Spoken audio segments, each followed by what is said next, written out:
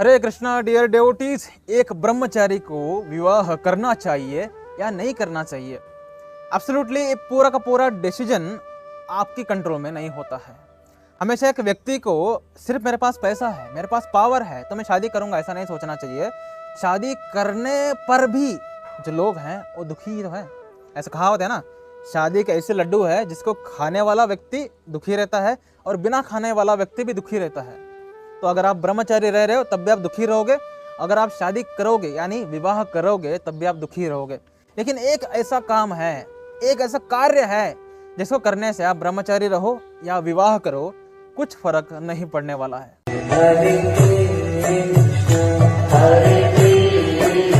अगर आपका फोकस जो है भक्ति पर है, अगर आपका फोकस जो है कृष्ण पर है, अगर आपका फोकस जो है वो कृष्ण को खुश करने पर है, तो आप जब ब्रह्मचारी रहते हैं तो आपका ब्रह्मचर्य अच्छे से गुजरता है।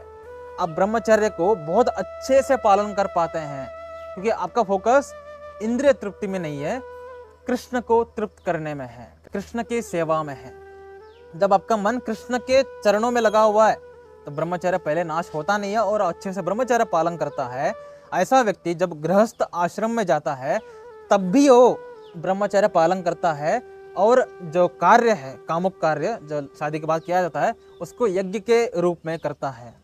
वो भी गुरु के आशीर्वाद लेकर के, भगवान श्री कृष्ण का आशीर्वाद लेकर के एक यज्ञ के रूप में करता है, जिसके वजह से उसका जो संतान है वो भी शक्तिशाली होता है, बुद्धिशाली होता है। तो अगर आप अच्छे से भक्ति कर रहे हैं तो आप विवाह संस्कार में आ सकते हैं, आप विवाह कर सकते हैं, कोई फर्क नहीं पड़ने वाला है क्योंकि आपका जो भक्ति है वही रहने वाला है।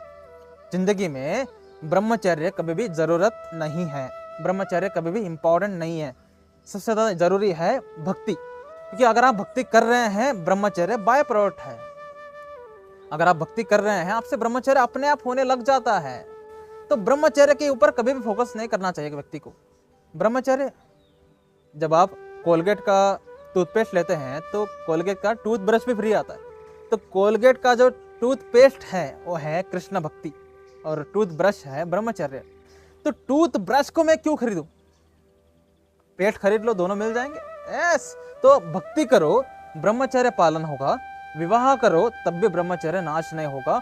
विवाह के बाद भी एक व्यक्ति ब्रह्मचर्य पालन करता ही रहेगा क्योंकि उसका फोकस सेंसुअलिटी में है, इंद्रिय तृप्ति में है ही नहीं। और अगर आप विवाह संस्कार नहीं करते हैं, अगर आप शादी नहीं करते हैं, तब भी आप दुखी नहीं रहेंगे क्योंकि आपका फोकस हमेशा कृष्ण को खुश करने में रहेगा। जब कृष्ण खुश होते हैं तो 1000 से भी ज़्यादा गुना आपको खुश रखते हैं। तो कृष्ण की सेवा करते रहिए। आप विवाह करें सुखी रहेंगे, विवाह ना करें सुखी रहेंगे। लेकिन कृष्ण भक्ति नहीं करेंगे, विवाह करो दुखी रहोगे, विवाह ना करो दुखी रहोगे। आपकी चॉइस है। ब्रह्मचर्य से ज़्यादा कृष्ण भक्ति हमेशा इंपॉर्टेंट है। कृष्ण भक्ति करिए। जिंदगी में हमेशा एक लक्ष्य होना चाहिए कि मुझे कृष्ण को खुश करना है। जिसके ज़िंदगी में लक्ष्य है ना, विवाह करे या ना करे वो खुशी रहता है। जिसके ज़िंदगी में लक्ष्य नहीं है, विवाह करे तब भी दुखी रहता है, विवाह ना करे ब्रह्मचारी रहे तब भी दुखी रहता है।